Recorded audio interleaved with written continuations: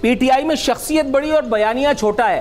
آپ کے سابق قائد جو آج کل میرا نام راجو بنے ہوئے باقاعدہ عجیب اول جلول اول فال قسم کی ویڈیو ڈالتے ہیں جن کی سالگرہ کا زہریلا کیک کھا کھا کر کے اور آپ لوگ happy birthday to you کرتے تھے. خالد مقبول صدیقی صاحب ایک مرتبہ پھر انہوں نے لب کشائی فرمائی ہے اور چاند ماری کا موقع دیا ہے. فرما رہے ہیں پاکستان تحریک انصاف ایک سیاسی جماعت نہیں بلکہ فن کلب ہے.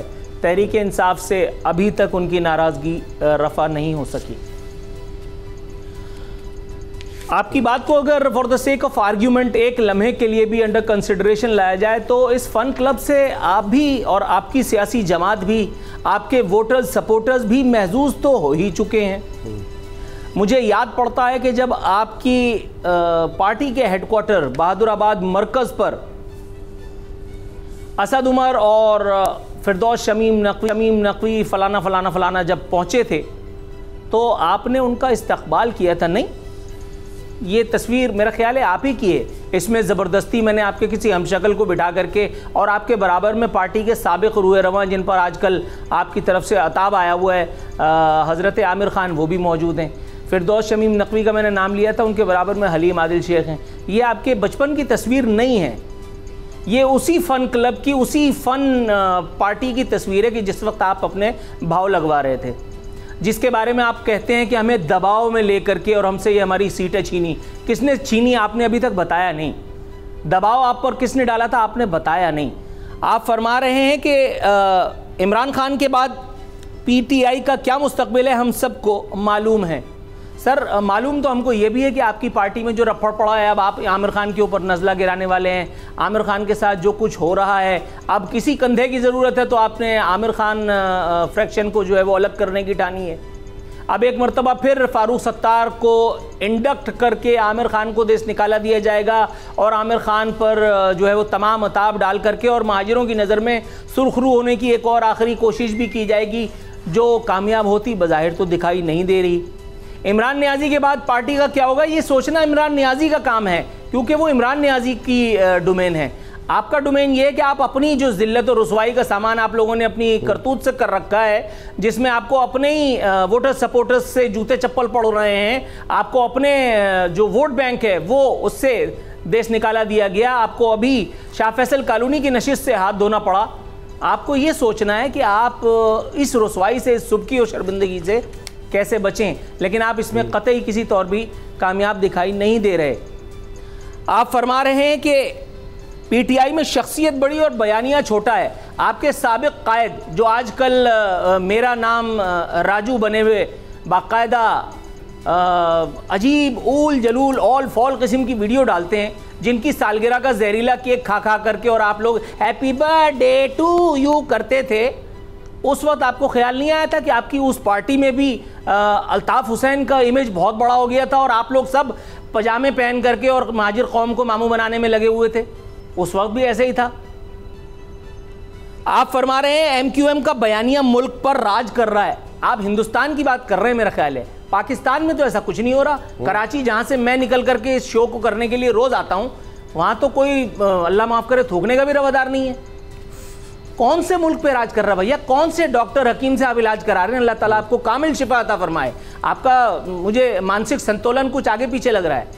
یا تو اسپیڈ بریکر بہت زیادہ ہیں متحدہ حیدرآباد بہادر آباد کے مرکز کی راہ میں کہ جہاں سے گاڑی اچھلتے ہوئے کہیں سر پہ کوئی چوٹ ووٹ لگی ہے اور آپ نے یہ ہذیان بکنا شروع کر دیا ہے. ایسا نہیں ہے بھائی، کیا ہو گیا؟ جی فرما رہے تھے کہ شناخت وہی ہوتی ہے جو دوسرے تسلیم کریں. اچھا، اس اعتبار سے تو آپ کو دہشت گرد جماعت کہا جاتا تھا. نہیں، آپ پر رو سے تعلق کا الزام لگا تھا، آپ کے خلاف ایف آئی آرز بھی تھیں. آپ جو ہے وہ انڈیا جا کر کے، یہ میں نے نہیں کہا تھا، یہ اداروں نے کہا تھا. ادارے واٹر بورڈ وغیرہ کی بات نہیں کر رہا، مقتدر حلقے مقتدر اداروں کی بات کر رہا ہوں جن پر آپ الزام مختلف بھی لگاتے آئے. کہیں تو وہ بھی آن ایئر بول دوں. بھائی جان مطلب کوئی خدا کا خوف کرے. اگر آپ کو انہوں نے مثال کے طور پہ کسی پریس کانفرنس میں کسی نے کہا کہ آپ دہشت گرد جماعت ہیں تو کیا ہم آپ کو دہشت گرد مان لیں؟ کیونکہ آپ لوگوں کا تو پورا امیج ہی یہ ہے. آپ لوگوں کا پورا امیج غیر مسلموں سے فطرہ چندہ زکوٰۃ کون لیتا تھا؟ میں؟ یہ تبلیغی جماعت؟ یا یہ الزام بھی جماعت اسلامی اور ANP اور پیپلز پارٹی اور PTI بھی عمران خان پہ لگا دو، عمران خان کے کہنے پہ سب کچھ ہو رہا تھا. بھائی یہ سارے ریکارڈز تو آپ نے توڑے ہیں. فرما رہے ہیں MQM نے اپنے حصے کا کام کر دیا، اب مہاجر قوم کے حوالے سے کنفیوژن نہیں.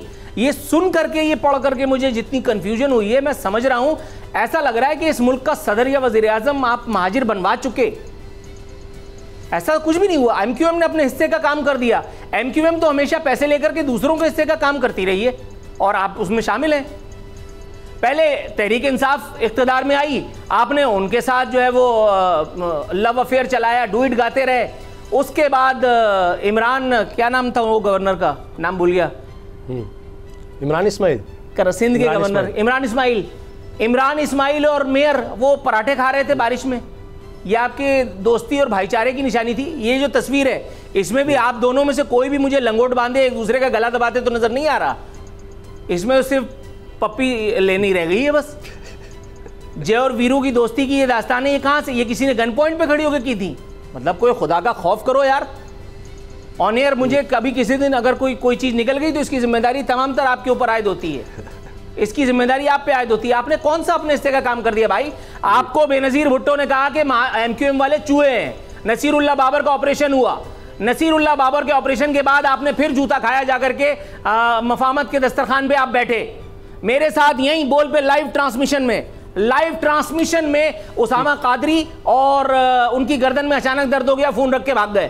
ساجد احمد، ان کو اچانک کوئی ضروری کام یاد آ گیا، وہ لائیو کال ہینگ کر کے اور وہ بچ نکلے.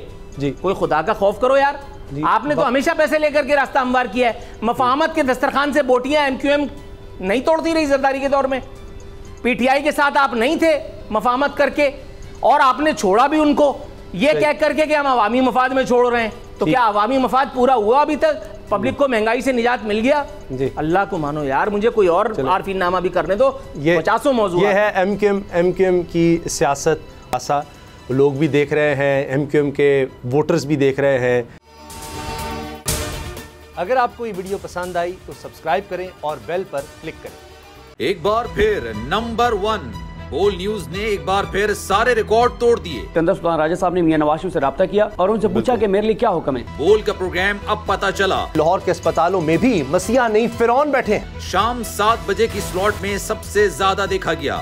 65% صارفین نے صرف بول دیکھنے کا انتخاب کیا. خون ہلکا حوالدار کا ہی ہوتا ہے، پولیس کے خلاف تو نہ جانے کتنے پروگرامز ہیں. کیونکہ بول ہے نمبر 1.